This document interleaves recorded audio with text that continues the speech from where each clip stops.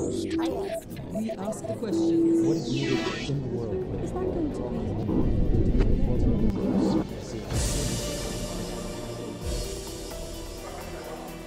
be? Meet the Arab Spring's first elected president and Moncef Marzouki of Tunisia.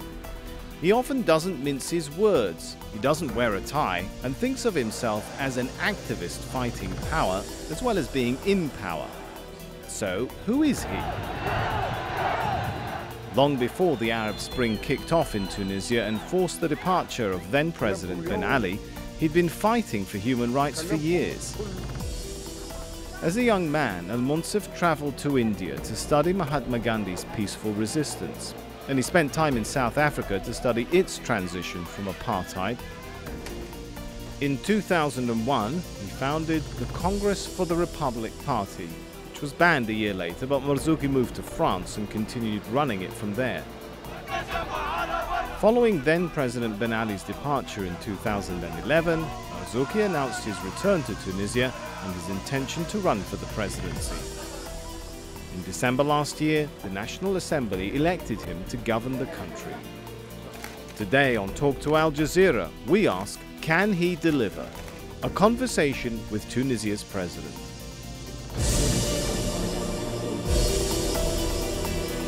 President Al-Moncef Marzouki, thank you so much for talking to Al Jazeera. It's my pleasure.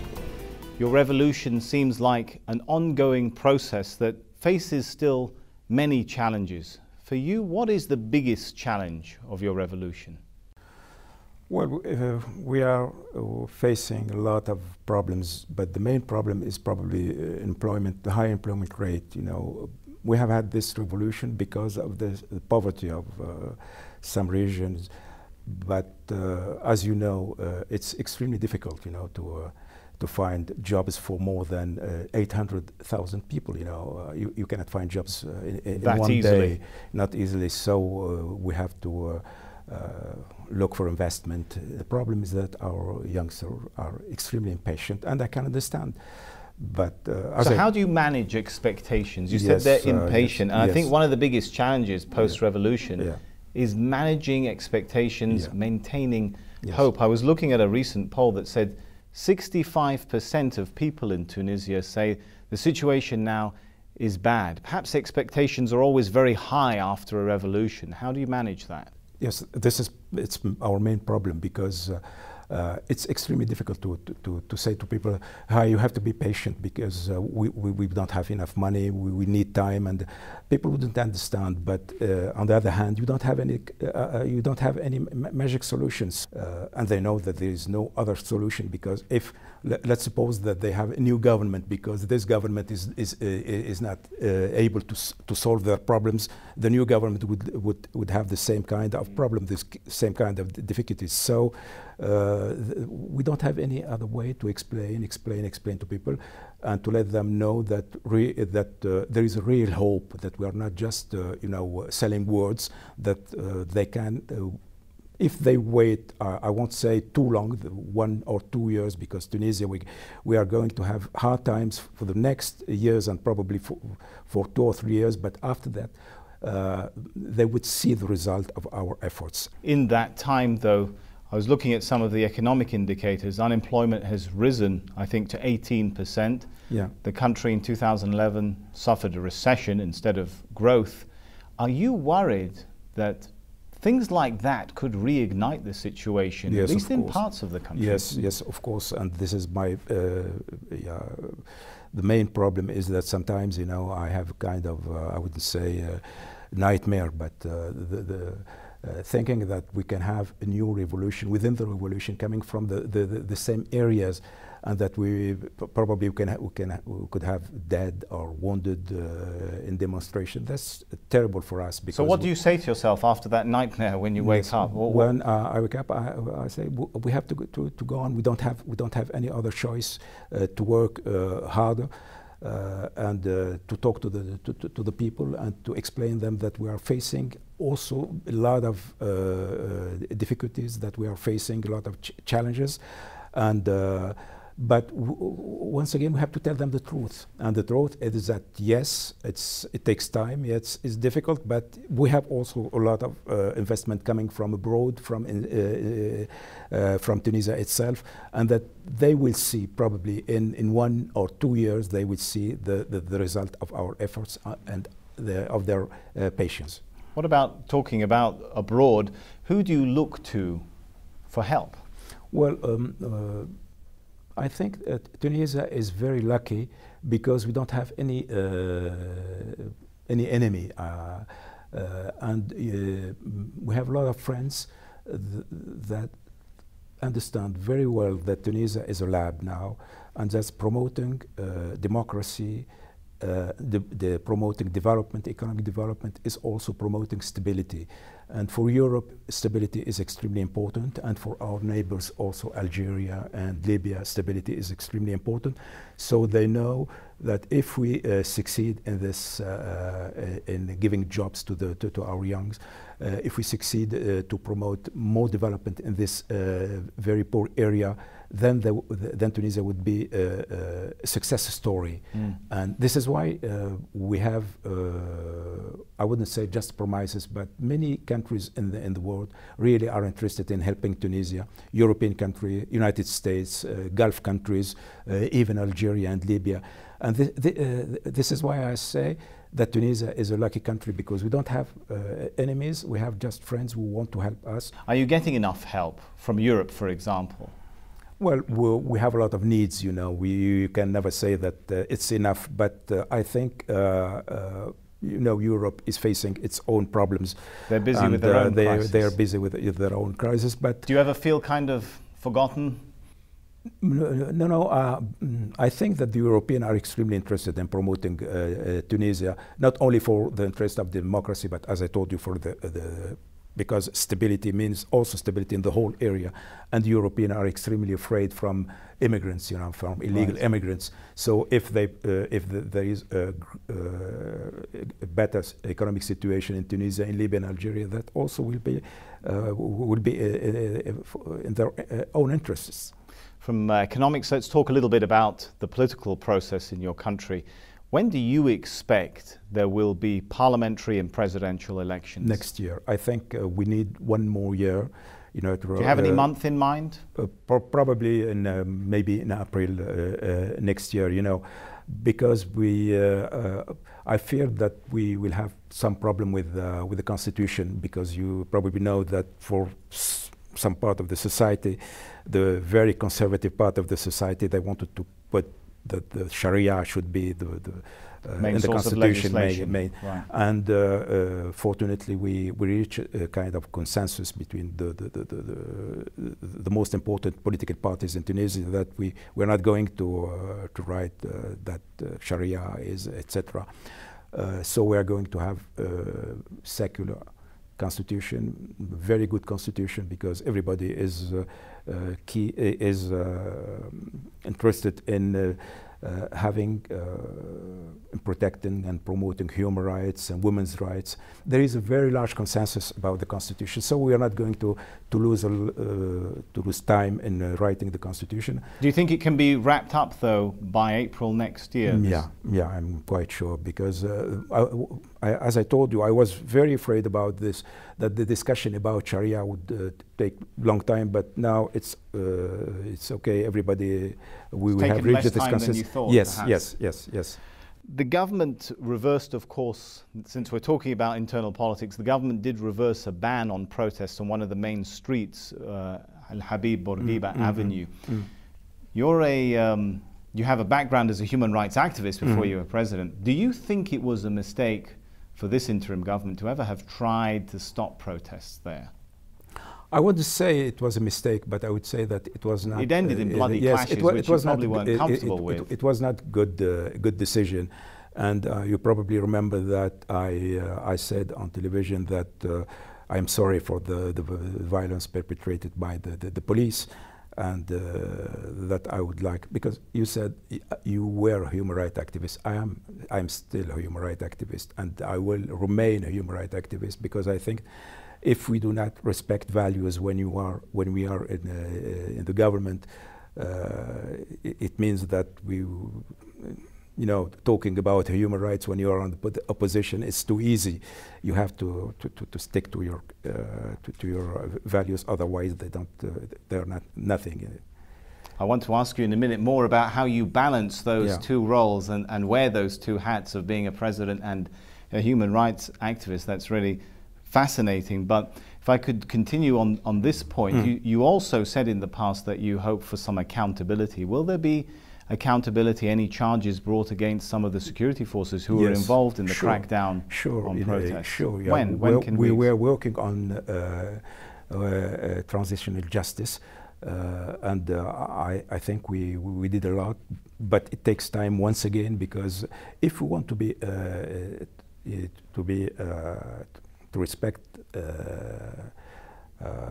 our own laws, we cannot just take people and then hang them and say okay, that's what the population wants. We have to abide by our own laws, and this takes time. But we are quite we have decided that the problem of accountability is important for the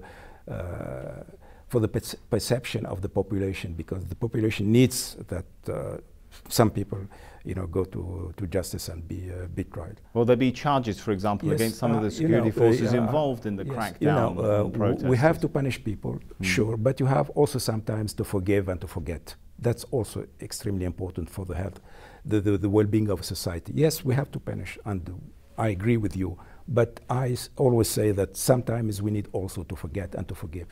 We have to punish some, not too many, not too hard, but very as soon as possible we have to get rid of this issue and to think to the future. How soon is soon? When do you expect that we'll be seeing? In the next 2 years, I think the game will be over. Recent polls also suggest that 70% of Tunisians say the country is more divided now than even before in the days of dictatorship. How much of a challenge is that for you now to unify the country? No, I don't think so. I don't think that the country is divided. When you have a democratic state, of course you have different opinions, different political parties, and all this is extremely new to Tunisia, because under the dictatorship it was the rule of one man, one ideology and one political party, and so the division of the society was hidden. But now it's open. Everybody sees that this society, I wouldn't say divided, but I would say it's pluralistic. Polarized. Polarized, yes. So that's a challenge for you, though, personally as well, isn't it? Just to give an example, Najib Shebbi, as I'm sure you know, he's the leader of the Progressive Party, one of the secular parties. He's criticized you personally, even though you're the leader of a party that's also described as a secular party, because you've entered into the power-sharing arrangement which you have with Nahda, the Islamic-oriented party. How much, I mean, doesn't that really show the challenge that you face in trying to unite people to work together? Can you pull it off? Well, after the revolution, we have a choice. After the elections, you know that the Nahda haven't the majority in the parliament, and probably this party couldn't have a government by only an Islamist government, so the choice was to work with them. Otherwise, Tunisia wouldn't have any political future. And I think it was a wise decision to accept to work with moderate Islamists. And I think this is the specificity of the Tunisian experience, because look what's happening in Egypt. Secularists and Islamists are against each other, and they have a lot of problems to reach a political consensus, while in Tunisia, because we moderate secular accepted to work with moderate Islamists, that I think we have this peaceful transition to democracy. And this is the price we have to pay. Otherwise, it's a kind of civil war between secularists and Islamists, and we don't want this in Tunisia. What would you say to those secularists then who are very critical of you, who don't appear to be prepared to share power with Islamic-oriented parties, even if they won more votes? Look, what's your advice to them? When we decided to share power with the Islamist movement, we said to our partners, look, we are going to share power with you, but don't forget that we are secular, that we are human rights activists. So there are some red lines: women's rights, child's rights, freedom of expression, fair election, and so forth. So if you accept all those values, we're going to work with you. Otherwise, we will be free of our. We will not work with you. This is what we said. So the decision to work with Islamist parties is based on those principles. And you cannot have better choice. What is the other choice? Is to say, look, you are kind of devils, we are not working with you. What would happen in Tunisia? It would lead to more instability and more, a kind of civil war. And I think this decision was a wise decision. I don't regret it. Mm. What would you say to those secularists who are concerned about the liberal values perhaps being suppressed in the next era? Just tell me what kind of civil rights have been suppressed.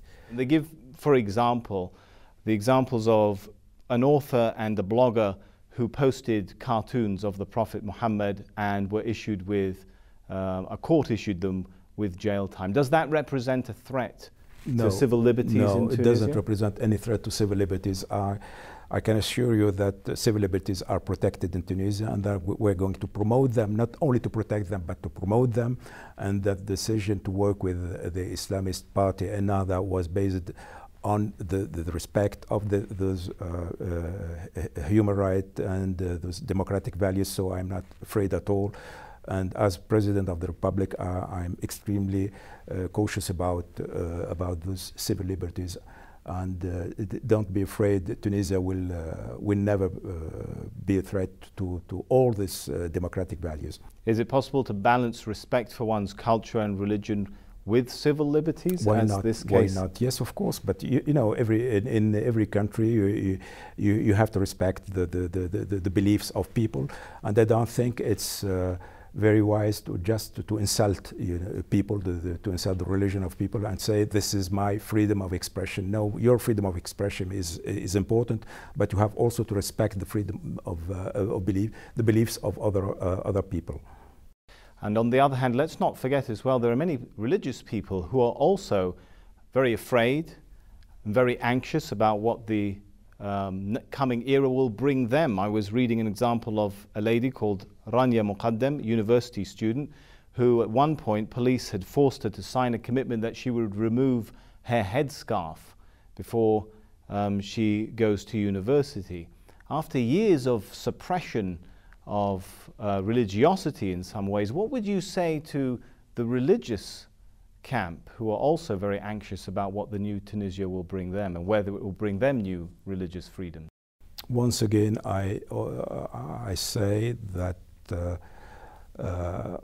all human rights and all civil liberties will be protected and promoted in Tunisia, and that it means that I'm very extremely upset by what you told me, because yes, we are going to have this kind of incident sometimes, but the policy of the country, of the government, is once again to be as protective as possible to the civil liberties and to human rights, because we don't have any other choice.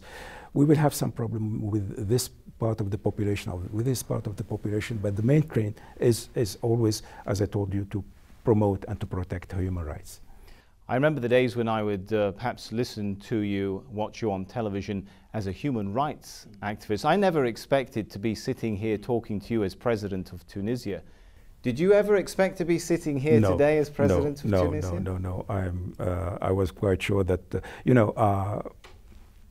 I dreamed of a new Tunisia, democratic Tunisia, but I was quite sure that I will not see it, this country free from the dictatorship in my lifetime. But I'm so happy now to. Did you want to be president? Why did you run for elections to be president then? Well, because I thought I could be useful to my country, and you know, everybody has personal ambition, and I can recognize that I have a personal ambition.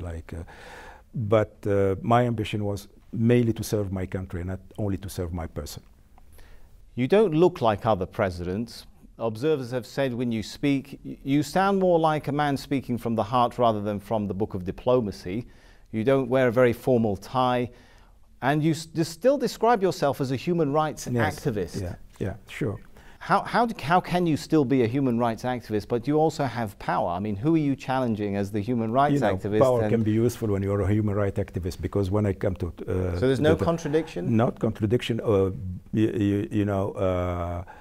I discovered that there are more than 122 people sentenced to death and put on the corridor, waiting to be hanged for more than 5 years, and this for me is a torture, you know. So sometimes it's, as I told you, it's interesting to have power, because I won't say that I released them, but how could I say, you know, influential in securing their release, no doubt. Yes, and find that more than 10,000 people have been free, you know. So when you are in a position of power, you can influence. You can do many things to promote those human rights and to protect them. And this is why I'm here, and this is why I like this job. There must be some time where you think, I can't really say what I want to say because I'm no longer... Sure. Does that bother you? You have to, yes, of course, you have to be very cautious. I understand. Now I must be very cautious when I talk, because sometimes I can have diplomatic incident with this country or another country. So I am learning my job. I'm learning my job. Would you want to be president again? I don't know. It's difficult. You know, it's a very difficult job. Very difficult, because you have to face huge challenges every day, stress every day, and you have frustration also, because you see a lot of things that you cannot change very easily. So I think I will think twice before deciding whether I would run or not. If you don't become president again, what do? You go back to being a human rights activist? A human rights activist, writer. You know, don't forget that I'm a writer. I like to read, I like to write, and now the problem is that I haven't enough time for both, and I suffer from being prevented of writing and reading. One thing that caught my attention is you said that you have to now be very careful. What I'm wondering is, going forward, to what extent will Tunisia's foreign relations, particularly with other Arab countries, be governed by human rights considerations? Because that is a bit of a new element into Arab relations, isn't it? In the past, human rights in the internal affair was kind of a red line that Arab countries didn't interfere into each other's affairs. No, it's an important issue for me. I can't have any kind of business, you know, with the president killing or being able of sending people to torture. And this is why, for instance, I don't have any kind of relationship with President Assad or some other president, you know. I think human rights will be probably a red line for me when I have to deal with this president or that king. And a final question. Is Tunisia seeking the extradition of the former president from Saudi Arabia? Of course. Do you think it will happen? Have you received any? I don't know if it will happen, but I think that we are saying to our brother in Saudi Arabia that we really they have to give this man to Tunisia, because he was a corrupted man, and he was a brutal man. We have more than 40 people who died under torture, and Tunisia needs to have a fair trial because it's a part of our history. But would it discourage other Arab leaders which are facing revolutions from leaving the country if they see that even if they're given refuge in another Arab country, they can be extradited? Would that be counterproductive to yes, others? it must. Sometimes it's counterproductive, but you know, we have to offer them the choice. If you live without killing people, then okay, we can accept that you finish your life in this country or that country free. But the problem is that Bashar al-Assad or Ben Ali, killed so many people and committed so many crimes that it's difficult for people, to forgive. It's been an absolute pleasure talking to you. Thank you very much. It's my pleasure. Thank you so much. Thank you. Shukran.